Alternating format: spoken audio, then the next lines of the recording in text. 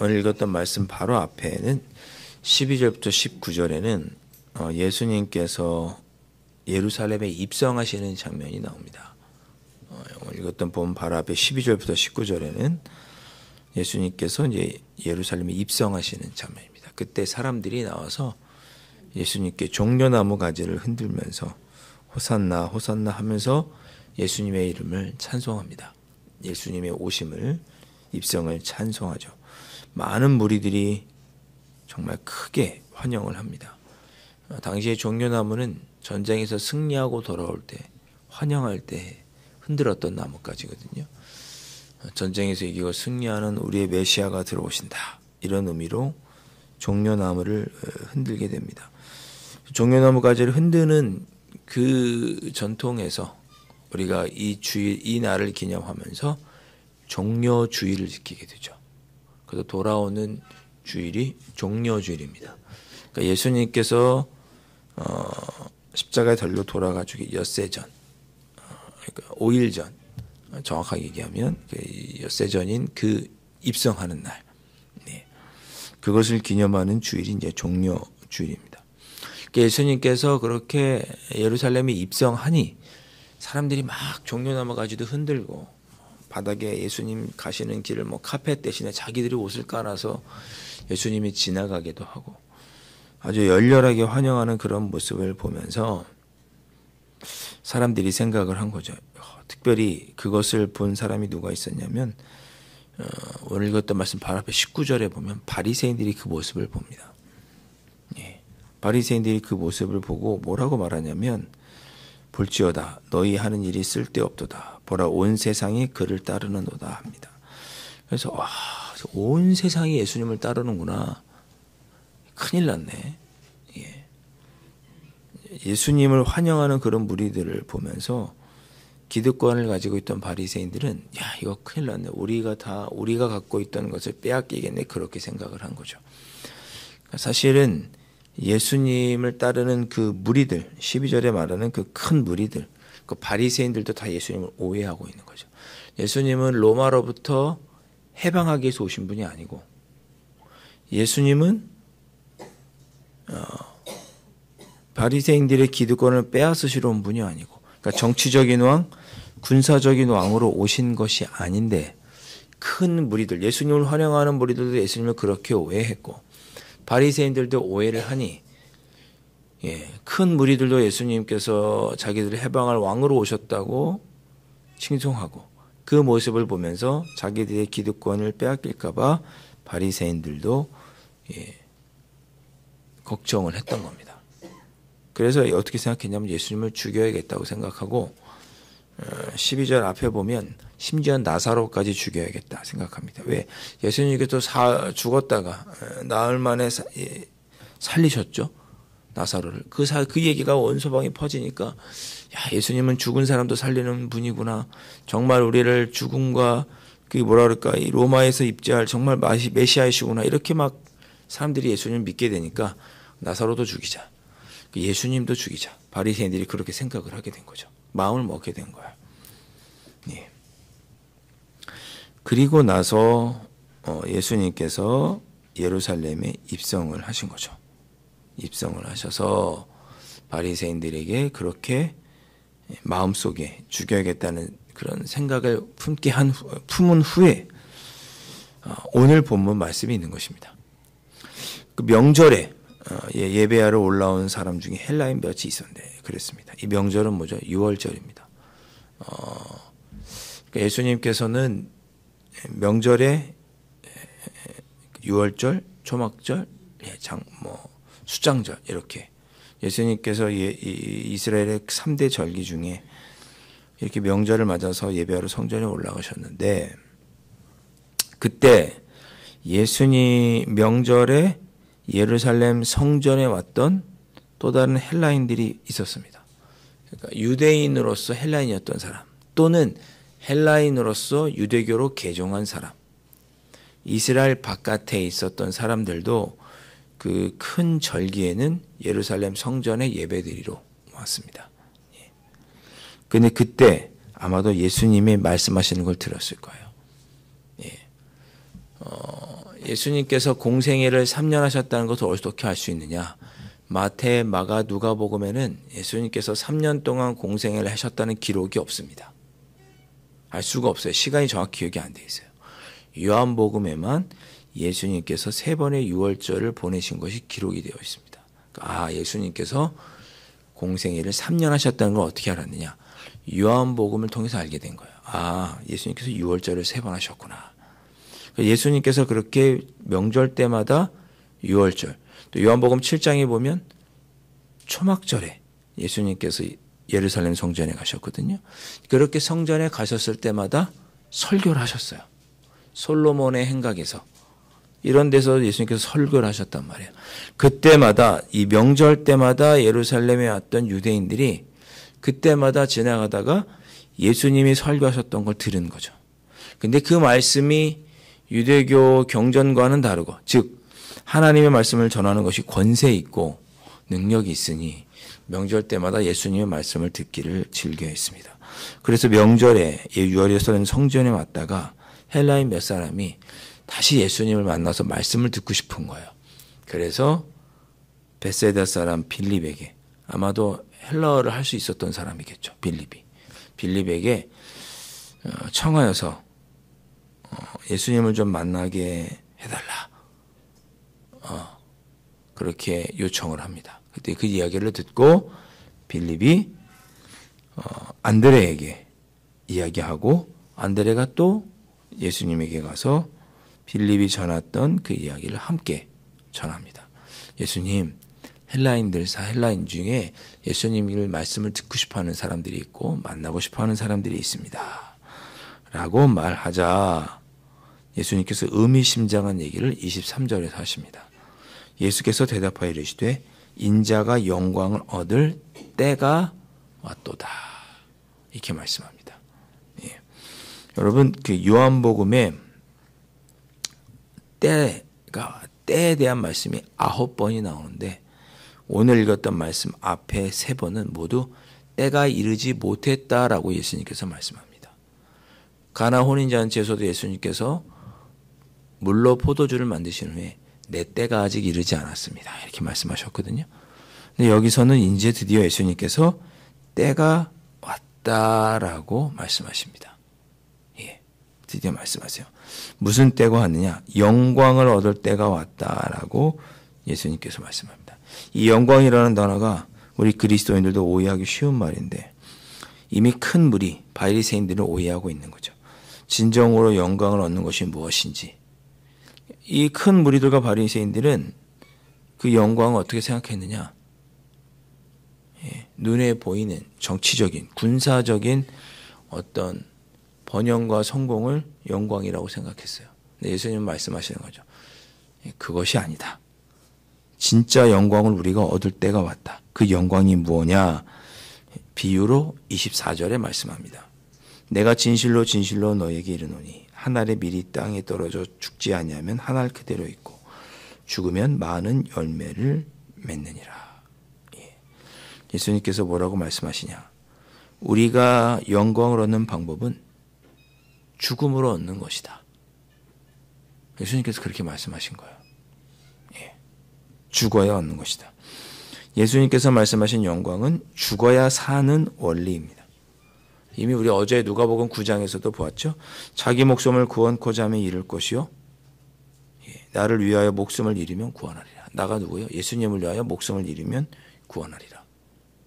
우리가 얻는 영광은 예수님을 위하여 목숨을 잃을 때 얻는 영광이다. 그렇게 예수님께서 말씀하시는 거예요. 예수님을 호산나라고 생각하고 불렀던, 칭송했던 사람들, 바리새인들은 예수님을 통해서 자기들이 영광, 자기들의 번영을 추구했던 사람들인 거죠. 그것을 추구했던 사람들이 무리들이고, 그렇게 될까 봐 걱정했던 사람들이 바리새인들이죠. 근데 예수님은 그것이 아니라는 거예요. 한 알의 밀이 땅에 떨어져서 내가 죽음으로, 자기 목숨을 버림으로 구원을 얻는 것이 영광이다. 그리고 그 영광을 얻을 때가 왔다라고 예수님께서 말씀하신 거예요. 누가복음과 같은 말씀을 하는 거죠. 자기의 생명을 사랑하는 자, 눈에 보이는 것을 추구하는 자, 이런 자들은 영광을 얻을 수가 없습니다. 25절 말씀 보실까요? 자기의 생명을 사랑하는 자는 잃어버릴 것이요. 같은 말입니다. 이 세상에서 자기의 생명을 미워하는 자는 영생하도록 보존하리라. 자기의 생명을 사랑하는 자는 뭡니까? 어제 말씀대로하면 자기를 부인하지 않는 자죠. 자기 중심적인 사람, 주님의 뜻을 외면하는 사람, 주님을 무시하는 사람. 제가 지난 토요일에 우리 아담 앨리스 집사님이랑 만나서 미국으로 가신다고 그러길래 식사도 하고 잘 가시라고 하면서 그러면서 우리 아담 앨리스 집사님은 예수님을 어떻게 믿게 됐는지, 이렇게 어떻게 신앙생활을 하고 있는지 물어봤더니 자기는 하나님이 살아계시고 우리를 구원하여 주신 그 예수님을 보내주셔서 우리 모두 영생을 얻게 했는데 사람들이 그 하나님을 대적하고 그 예수님을 무시하는 게 너무 안타깝다. 눈물을 흘리시는 거예요, 갑자기. 저도 막 마음이 막 뭉클해지더라고요. 그렇게 하나님을 대적하고 예수님을 무시하고 하나님을 인정하지 않는 것, 그것이 뭐예요? 자기 생명을 사랑하는 자죠. 성경에 기록된 말씀을 하나님의 말씀으로 받지 않고 자기 뜻대로 살아가는 사람들, 그게 누구냐? 자기의 생명을 사랑하는 자입니다. 그런 자들은 잃어버릴 것이다 그랬습니다. 자기의 목숨을. 영광을 얻을 수 없다 그런 뜻이죠. 이 세상에서 자기의 생명을 미워하는 자는 영생하도록 보존하리라. 이 세상에서 자기의 생명을 미워하는 자, 예수님을 위하여 자기의 생명을 잃으면 구원을 얻는 자죠. 우리 지난주 제가 마태복음 강의하면서 뭐라고 말씀했어요? 목숨을 위하여 무엇을 먹을까, 무엇을 마실까, 무엇을 입을까 염려하지 말라고 예수님께서 말씀하셨죠. 목숨을 위하여 무엇을 먹을까, 마실까, 입을까 염려하지 말라. 하나님께서는 너희들이 있어야 할 걸 다 아신다. 너희들은 먼저 그의 나라와 그의 의를 구하라. 그러면 이 모든 것을 더하시리라. 목숨을 위하여 무엇을 먹을까, 마실까를 구하지 말라 하셨죠. 이 세상에서 자기의 생명을 얻기 위해서 그런 것을 추구하지 말아라. 무엇을 먹을까, 마실까, 입을까를 미워하라.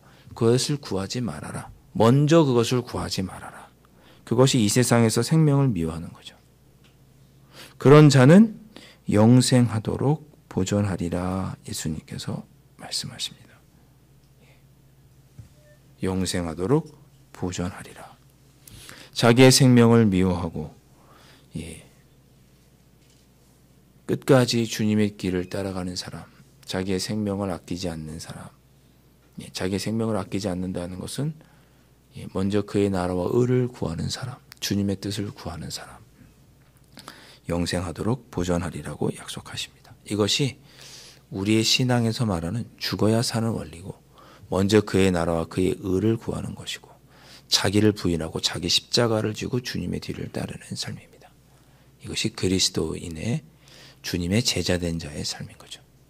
오늘 이 새벽에 우리가 기도할 것은 주님만을 섬기고 따르는 하루가 되게 해주십시오. 나 중심이 아닌 주님의 뜻을 먼저 구하고 그 뜻대로 살아가도록 이끌어 주십시오. 이 기도가 우리의 입술에서 먼저 첫 번째로 나와야 되는 거죠. 그렇게 주님을 섬기며 따르는 자들, 하나님께서 어떻게 하든지 하면 25절 끝에 영생하도록 보존하신다고 주님은 약속하십니다. 영생하도록 보존하는 것이 그 어떤 의미냐? 26절에 사람이 나를 섬기려면 나를 따르라. 나 있는 곳에 나를 섬기는 자도 거기 있으리라. 이렇게 말씀하십니다. 영생토록 보존하심의 의미가 뭐냐? 나 있는 곳에 나를 섬기는 자도 거기 있게 하리라. 예수님께서 약속하십니다. 예수님이 누리시는 부활의 영광, 하나님 나라의 영광의 보좌에 우리도 앉게 해주시고, 저 영원한 하늘나라에서 하나님과 영생 복락을 누릴 것을 약속해 주시는 거죠. 저 하늘나라에서만 누리는 것이 아니라 이 땅에서 늘 하나님과 동행하고 하나님의 임재를 누리는 그 하나님의 나라를 이 땅에서도 누릴 수 있게 해주시겠다라고 예수님께서 말씀하십니다. 어떤 자에게?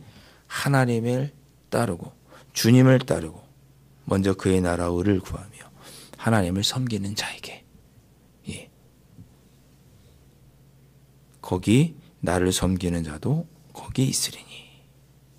또로 말씀하시죠. 나를 섬기면 내 아버지께서 그를 귀히 여기시리라. 예. 또로 뭐 말씀하십니까? 내 아버지께서 그를 귀히 여기시리라. 세상이 말하는 칭찬, 세상이 인정하는 성공과 사랑, 귀하게 여김이 아닌 하나님께서 베풀어 주시는 영화와 영광을 누리게 해주겠다. 이렇게 약속하십니다. 이걸 보고 이걸 기대하고 이걸 소망하면서 이 땅에서 멸시를 받아도 우리는 주님의 뜻을 따라 주님을 섬기며 주님을 따르는 삶, 나 자신을 죽이는 삶을 살아가는 거죠. 이것이 우리가 죽었을 때 누리게 되는 영광입니다. 예수님께서 그것에 대해서 말씀하고 있습니다. 오늘 말씀을 읽은 중에 여러분 마음에 와닿았던 구절을 한번 생각해 보십시오. 그리고 한번 적어 보십시오. 어떤 말씀이 여러분 마음속에 와닿으십니까? 예. 저는 내 아버지께서 그를 귀하게 여기시리라 라는 말씀이 마음에 와닿습니다. 하나님께서 나를, 주님의 뒤를 따르는 나를 하나님께서는 인정해 주시는구나. 나를 귀하게 여겨주시는구나. 힘들고 어려워도 주님의 뒤를 따르는 나를 하나님은 귀하게 여겨주시는구나. 저희 할머니께서 돌아가시면서 저에게 부탁하셨습니다. 요한아, 좋은 목사 되거라. 좋은 목사, 할머니의 유언이었습니다. 좋은 목사 되라는 것이 조영기 목사님 같은 큰 목회라라 그런 뜻으로 저는 이해하지 않습니다. 끝까지 주님의 뒤를 따르는 삶을 살아는 말씀하신 거겠죠. 어떤 목사님이 자기가 가르치던 한 청년의 이야기를 이야기하시더라고요. 자기가 가르치던 청년의 어머니가 12년 동안 투병하다가 돌아가셨는데 12년 동안 투병하시는 동안 자녀들에게 계속 당부하셨던 것은 넌 말씀으로 믿음으로 살아야 된다. 12년 동안 투병하면서 늘 그 얘기를 당부하셨다. 라고 그 청년이 그 목사님에게 그렇게 이야기했답니다. 그 어머니가 돌아가실 때 의사가 길어야 2달. 더 이상 그 병원에서는 치료할 것이 없습니다. 그렇게 이야기할 때 그 어머니는 더 이상 기적을 강구하지 않으셨습니다. 하나님께서 부르시면 기쁨으로 가겠습니다. 라고 죽음을 받아들이고 죽는 그 순간까지 자녀들에게 무엇을 당부했느냐. 너희들 이 땅에서 영생을 품고 생명의 삶을 살아가야 된다. 당부하다가 주님께로 가셨다는 이야기를 청년을 담당하는 한 목사님께 하셨고 그분의 책에 있었던 이야기를 제가 읽어보았습니다. 그 읽으면서 저도 저희 할머니가 생각이 나더라고요. 그리스도인에게 얼마나 잘 살았느냐, 잘 사느냐는 얼마나 잘 죽느냐에 달려있는 것 같습니다. 여러분들도 여러분의 마지막이 아니더라도 여러분들의 자녀들에게 그렇게 대답하실 수 있겠죠? 우리는 저 하늘에서의 영광, 장차 주님으로 인하여 누리게 될 영광을 소망하면서 이 땅에서 나의 뜻을 죽이고 주님의 뜻을 섬기는 삶을 살아가는 자들이란다.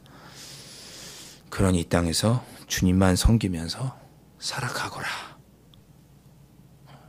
또 여러분 마음속에 오늘 그렇게 다짐해 보시면 좋겠습니다.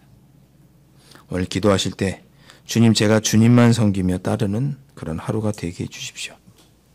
저희들을 영생하도록 보전하여 주셔서 오늘도 나와 함께 해주시고 하나님께 인정받고 존중받고 귀함을 얻는 그런 하루를 살아갈 수 있도록 성령 하나님 인도해 주십시오. 이 새벽에 그렇게 기도하실 수 있기를 주님의 이름으로 축원합니다. 기도하겠습니다.